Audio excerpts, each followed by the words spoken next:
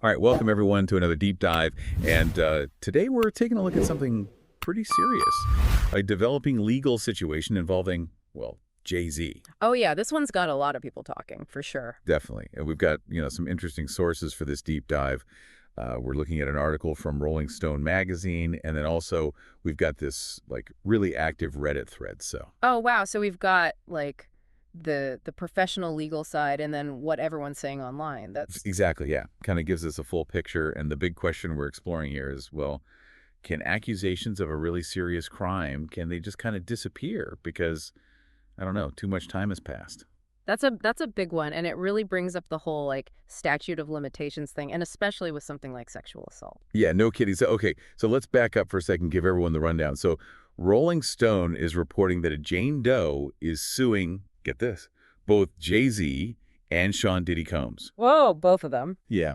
And the allegation is that they sexually assaulted her at an after party back in September of 2000. Wow. 2000. Yeah, That's and she was, hold on, she was just 13 years old at the time. Oh man, that adds a whole other layer to everything, how people see it, the legal stuff, everything. Oh, for sure. And, Jay-Z is completely denying all these claims. And his lawyer, Alex Spiro, Mhm. I mean, he's going all out legally, like trying to get the whole complaint thrown out, wants to reveal who the accuser is, even suing her lawyer for extortion. It's Yeah, I mean, it's not unusual. You see that kind of stuff a lot in these types of cases. right. But the Reddit thread, oh man, they are not holding back. Some people are saying, like Yeah. straight up, this is Jay-Z admitting he's guilty. Oh, interesting. Even though it's, like you said, it's a common legal strategy, but Yeah, I mean, it goes to show how like what the public thinks can be totally different from how things actually work in the legal world, you know? oh, absolutely. It's a good reminder that things aren't always what they seem. All right, so let's get into the real heart of this deep dive, the whole statute of limitations argument. This is where I think Spiro's strategy really comes into play. Yeah, it's all about timing here. And basically, what Jay-Z's lawyer is saying is that this whole claim can't be revived under New York City's, what is it, the Victims of Gender Motivated Violence Protection Act? The GMVA. The GMVA, right? And he's got two big reasons for this. Okay, so what are those reasons and like how could they actually affect the case? So the first one, it's kind of a technicality, but the GMVA didn't actually go into effect until, let me check, December 2000, which is like 3 months after this alleged incident supposedly happened. Oh, okay, so because the law wasn't around yet, you can't use it now, even though, it's about something that happened back then. Exactly. You can't really apply a law retroactively like that. Gotcha. So what's the second reason? Okay, so this one has to do with location. So Spiro is pointing out that the lawsuit itself, it describes the after party as being outside of New York City limits. And the GMVA, well, it only covers things that happen within the city. Oh, I see. So even if the GMVA like could be applied retroactively, it wouldn't work here because of where this thing supposedly went down. Is that right? Yeah, that's it. And Spiro's being smart. He's using this to really strengthen his argument. And actually, he brings up this other case as precedent, a lawsuit from a former child model, Jean Bellino, against Steven Tyler. Oh yeah, wasn't that another case where they tried to use the GMVA for like a really old sexual assault accusation? You got it. And in that case, the judge said, nope, the law can't be applied retroactively. So that kind of sets the stage for this whole Jay-Z situation, right? It does, and it could have implications for other cases too, like how these laws get applied going forward. Yeah, it's like setting a precedent, right? Yeah, exactly. And now let's switch gears for a minute and talk about how the public's reacting to all this, because that Reddit thread we mentioned, oh man, it's a goldmine of opinions. You've got people who are totally convinced the accuser is lying, and then others who are like super suspicious of Jay-Z's moves. Yeah, I mean, it's a sensitive situation for sure. And given, Jay-Z's celebrity status, it makes sense that people will be questioning things. Oh, absolutely. And it brings up this tricky question of what would actually be considered enough evidence in a case like this, especially with so much time having passed. Right, right. It's like it's a he said, she said situation. But then it also gets into this bigger discussion about, are these statutes of limitations even fair, especially when it comes to sexual assault cases? Especially when minors are involved. Yeah, it's a really, really complex issue, both legally and morally. No kidding. But before we dive into that, I think it's worth taking a step back and looking at some of the finer points that both Rolling Stone and that Reddit thread are bringing up.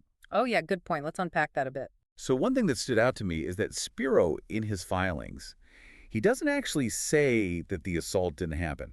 Interesting. Yeah, he's just saying, from what I understand, that the claim itself isn't valid because of the statute of limitations thing.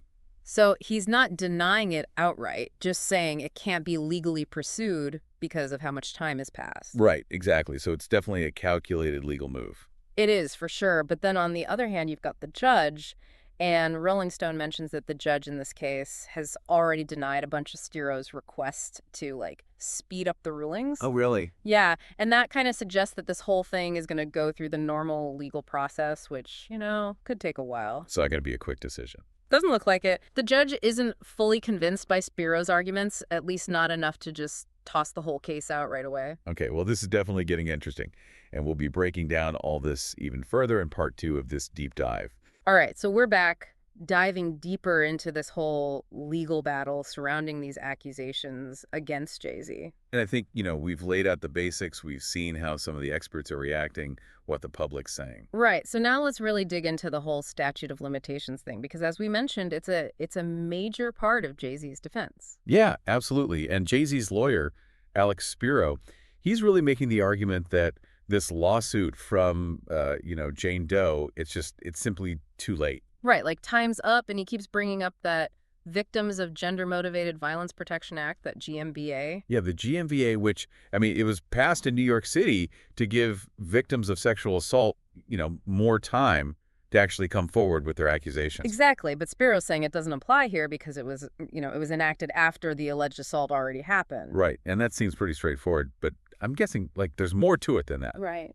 Oh, there always is. Yeah. So some legal experts, they're arguing that the whole point of the GMVA was to acknowledge that, for a lot of victims, it takes time. Time to come forward. Exactly. It's not always immediate. There's trauma, there's shame, maybe fear of what could happen if they do speak up, all sorts of things that can cause delays. Yeah, that makes sense. So they're saying that even though, the GMVA came later, it should still apply to this case because it's like a better understanding of how these things actually work, the dynamics of sexual assault. Right. And it does make you think, is the law actually doing what it was supposed to do? Is it really protecting victims? Yeah, it's a good question. And it's like this tension between making laws for the future while also trying to address things that happened in the past. Exactly. It's tricky. And, others like Spiro, they argued that applying laws retroactively, it's like it could mess with people's due process rights. Oh, that's a good point. So it's not a simple answer. Not at all. And it'll be interesting to see how the judge actually handles all this. For sure. And what's really interesting to me is that this isn't just about Jay-Z, This whole debate, it could impact how these statute of limitations get applied in all sexual assault cases going forward. Yeah, like a domino effect. Exactly. This case could set a precedent. Okay, so let's shift gears a bit, talk about how people are reacting, because that Reddit thread we've been talking about, oh man, it's a mix of opinions and some straight up legal analysis. It's clear that people are really invested in this whole thing. Oh, absolutely. It's like a microcosm of public opinion, You see everything in there, strong opinions, people breaking down the legal stuff, even some dark humor. It's fascinating how people are processing all this. Yeah, they're really getting into the details, looking at everything Jay-Z does, analyzing his every move, debating his legal strategy. And some people, they see these legal actions as a sign that he's guilty. It's like, oh, he wouldn't be fighting so hard if he didn't do it. Exactly. And it's interesting how that works, how, what the public thinks often operates on a different level than the actual legal system. Totally. And I think it's fair to say that, with someone like Jay-Z, his fame, his wealth, it amplifies everything, The public scrutiny is just way more intense than it would be for someone who wasn't a celebrity. Oh, for sure. It's like a different standard of accountability, at least in the court of public opinion. Yeah, but at the same time, it's important to remember that, the legal system, it's supposed to treat everyone equally, rich or famous or not. Right, in theory. But Yeah. come on, we know it doesn't always work out that way. You're right. It's a lot more complicated than that. And cases like this, they get so much attention from the media. It's hard to know how much that influences things, both public perception and maybe even the legal process itself. Yeah, it's a tough balance for sure. How do you ensure fairness when you've got celebrity involved? That's the million-dollar question. And one thing that's causing a lot of debate, especially in that Reddit thread, is the location of the alleged assault. Oh, right, because Spiro's saying it happened outside New York City, so Oh. the GMVA wouldn't apply? Exactly. But the accuser, she's saying it happened at an after party in Manhattan, after the MTV Video Music Awards. But she's a little vague on the exact location. So that's where things get tricky. It is, she describes, like this large white residence with a gated U-shaped driveway. Says it was about 20 minutes from Radio City Music Hall, but I mean, that's not a lot to go on. No, it's not. You'd think there would be like some kind of record, a police report or something, Yeah. that could back up her story and, pinpoint the location. You would hope so. But with so much time having passed, finding those records, if they even exist, it's going to be tough. Yeah, that's the problem. So it really comes down to he said, she said, not much concrete evidence to go on. In a lot of ways, yeah. And it puts a Oh. lot of focus on how credible both the accuser and the accused are. And that's where things get even more complicated because, as Rolling Stone mentions, the accuser has already admitted that there were some inconsistencies in her original story. Oh, right. And Jay-Z's legal team is using that. They're saying, see, she's making it all up. But her lawyer's saying, no, those are just minor details. They don't change what really happened. Exactly. Two sides to every story, and it shows how difficult it can be to rely on memories of traumatic events, especially when they happened, decades ago. Yeah, it makes sense. I mean, traumatic memories, they can be all over the place, fragmented, distorted, sometimes even suppressed. It's not unusual for victims to struggle to remember specific details, especially in a setting like this, a legal battle. Absolutely, and unfortunately, a lot of defense lawyers, they use those inconsistencies to try to discredit the accuser. So where does that leave us?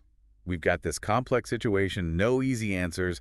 How do you even evaluate the credibility of someone who's been through something like that, especially when their story might not be, perfect or complete? That's the question, isn't it?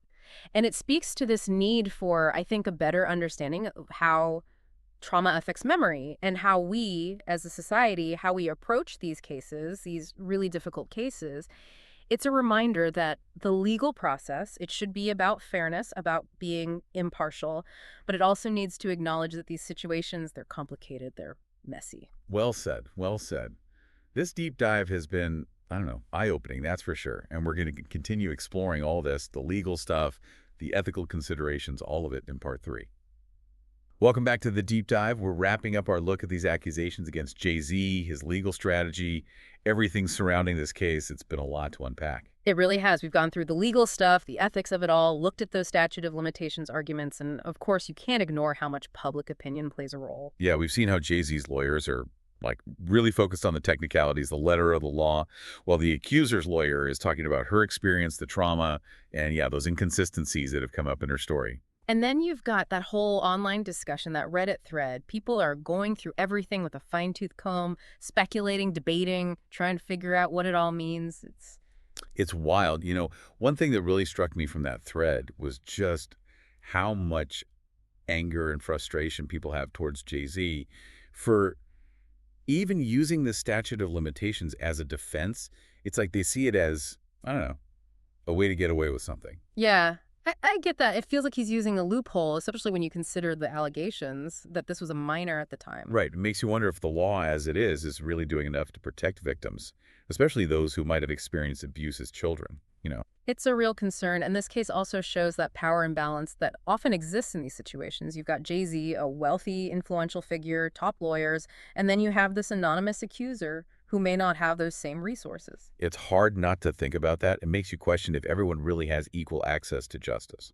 It's a crucial point, but regardless of what happens with this particular case, it's definitely started a bigger conversation about these statutes of limitations, specifically in sexual assault cases. Absolutely. People are asking, are these laws outdated? Do they actually lead to justice? And are they, even unintentionally, protecting abusers instead of victims? It's a debate that's been going on for a while, but this case has definitely brought it back into the spotlight. And it's a debate we need to have. We need to look at these laws closely, consider all sides, and figure out if they're really aligned with the pursuit of justice, Couldn't agree more. And we need to have these conversations with empathy, understanding that there are real people involved, real lives that have been impacted.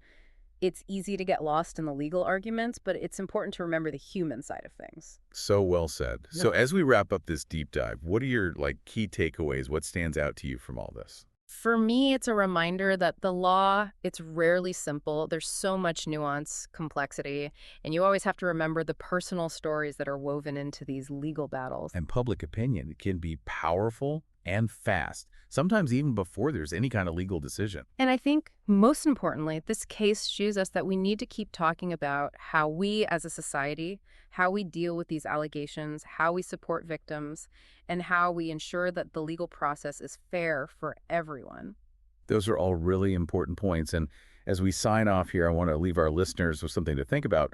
What if the court decides that the statute of limitations has, in fact, run out on this claim? It's a big question. What would that say to other victims who might be hesitant to come forward? What message would that send? And what should we be doing? What changes need to happen within our legal systems to better handle these incredibly difficult and sensitive situations? It's a lot to consider. They're tough questions, no doubt, but they're worth thinking about as we try to understand this complex issue of sexual assault, how it affects individuals, and how it affects society as a whole. Thank you for joining us on this deep dive. Until next time, keep exploring, keep questioning, and keep searching for the truth wherever it may lead.